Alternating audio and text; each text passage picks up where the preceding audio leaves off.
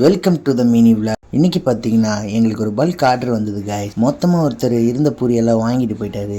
கடையில் இருக்க வேலையெல்லாம் முடிச்சுட்டு வீட்டுக்கு வந்து பிரேக்ஃபாஸ்ட் சாப்பிட வந்தாச்சு. பனானாவும் பழைய கஞ்சியில் வே ப்ரோட்டீனை போட்டு சாப்பிட்டுட்டு திரும்ப கடைக்கு போகிற வழியில் என் பையன் பிஸ்கெட் கேட்டான். அதையும் வாங்கி கொடுத்துட்டு தண்ணி கேன் காலி ஆயிடுச்சு.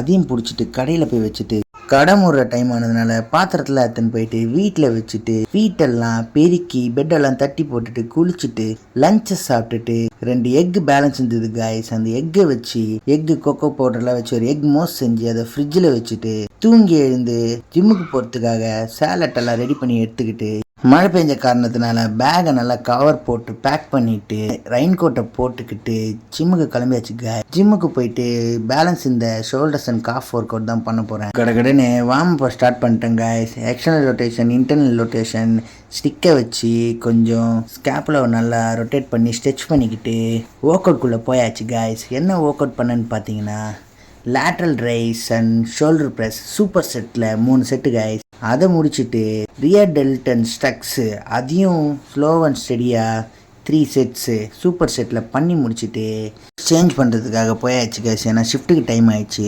டக்குன்னு யூனிஃபார்ம் மாற்றிக்கிட்டு ஃப்ளோருக்கு போயிட்டேன்.